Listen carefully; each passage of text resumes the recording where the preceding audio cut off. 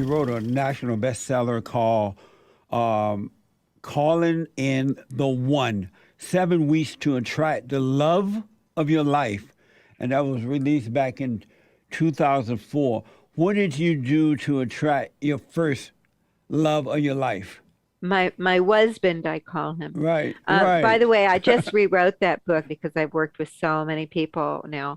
Um, I started with kind of an outrageous intention, an unreasonable intention for sure. Because as I said, I'd had difficult patterns in love. I had back when I was 18, my high school boyfriend proposed marriage. I was too young, so I said no, but I had not had a proposal in all those years. And I was wondering what was wrong with You're like, what me. the? What's wrong with me? I think, I bathe every day. I'm a nice person. I think I'm kind of attractive. Anyway, so I just couldn't get that part of my life together. I was making very bad choices. And but I set an intention to be engaged by my 42nd birthday. And as I said, I started to live into that future.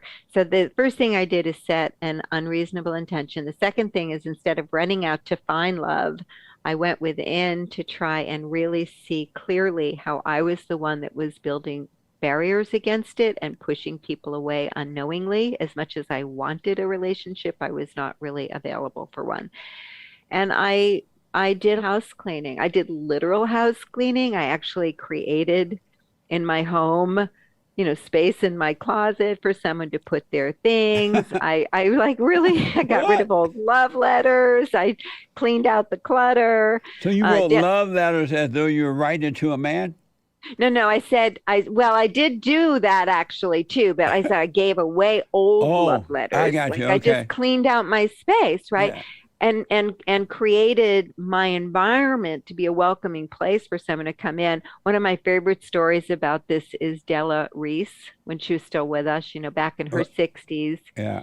She once told a story that she was ready to find her next husband. So she started putting two placemats out on the table every night and setting for table for two for dinner. Right. And she'd walk in the house and she'd open the door at the end of the day. She'd say, "Hi, honey, I'm home," What even though the? she was living alone.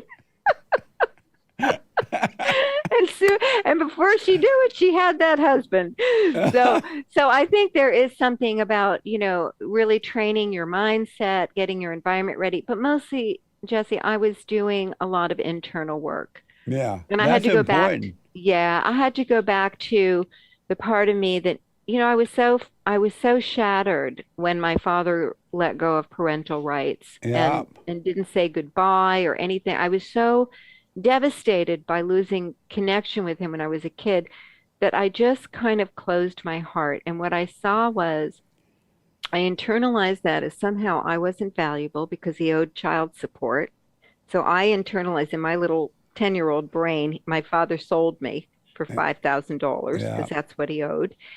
And I wasn't very valuable. And I just never wanted to get hurt like that again. So I had you know, all this trauma, The really as a worst way thing to, that can happen to kids is to lose their fathers. When they're turned away from their fathers, they're turned away from the light and it just become dark for them.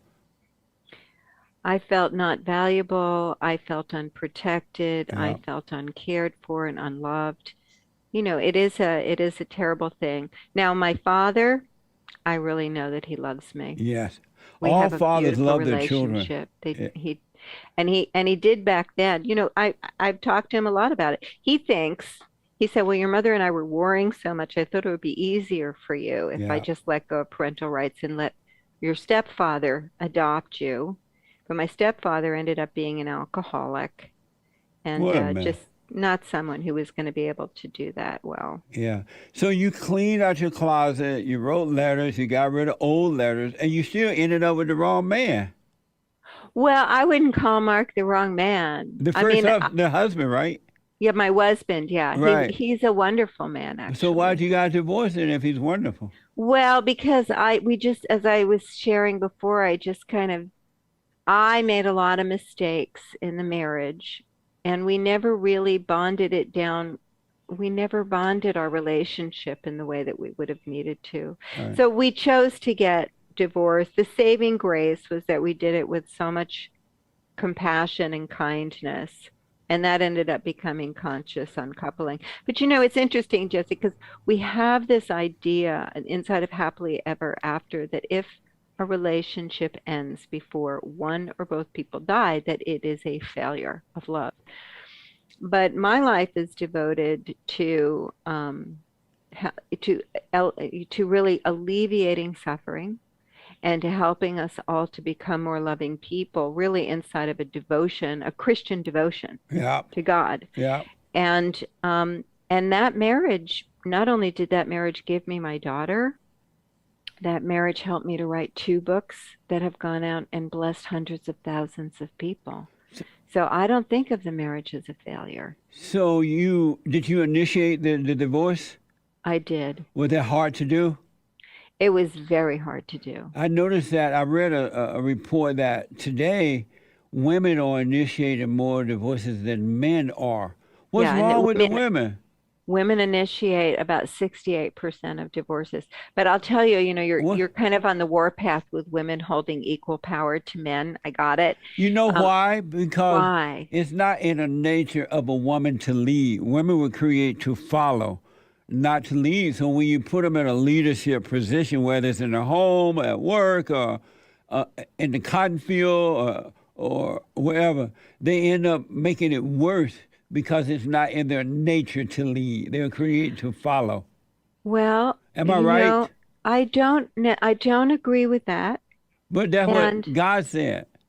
well, so that was an interpretation back then, but I don't think God is static. Hang on one second. I don't think God is static. So I live in a world that's ever evolving. And I don't think that that's what God is generating But right his now. principle, he said that he's not going to change one iota, one dot of his That's true. word. And that human being may change and he'll just let them suffer, but he's not going to change. So his words were the same then and Yeah. always. They're never going to change. Yeah. So he said it then, and so he Yeah. still mean it. Yeah. Well, I can't argue with that. I understand that as one way of seeing it. I think that what the world needs right now is a different kind of leadership, which we might call a deeper level of relatedness, a deeper level of empathy and understanding between all cultures. I think women are more equipped for that kind of leadership. No, they don't have it. How can they be equipped? Well, I don't know. You're talking to somebody who has had the privilege of leading hundreds of thousands of people, and I'm a Amazing. woman. So I'm living it. So I gotta ask, I say that women don't have love. Am I wrong? Yeah. But And just notice, I haven't said you're wrong about anything. I just said you're different, or that's one interesting way to see it. But yeah, I don't know. You have to explain where you're getting that from. women have emotion, and that come from an illogical mindset because they have anger, and anger awaken a false feeling of love. Because Satan is a woman's god, right? She has this ego, and so they have anger, and in that anger, they have a false sense of love. Love comes from above, from God, through Christ, through the man, through the woman, to the children. And that love that Yeah. comes from below, it destroys. It doesn't give life. Well, Eh, I think there's the beautiful archetype of Mother Mary or the beautiful archetype of Kuan Yin, and these are more the feminine principle of God. But Jesus even yelled at Mary and told her to go sit down. Remember? To go sit down. Right. Remember, when you say Mother Mary, you mean Jesus' mother? Yeah, yeah.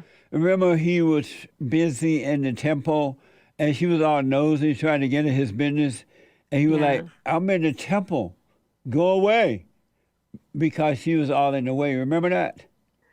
I am not remembering that now. But you do agree that women don't have love, they receive love, right? Um, I don't know. I mean, love, you have to ask what the definition of love Yeah, I'm is. about to ask you, what is love? Yeah, what is love? See, I don't What think is that love love? is a feeling. I think love is care in action. Love is care. And I think that part of what happens in a breakdown is that sometimes people feel like they love you in their heart, but they don't know how to give care.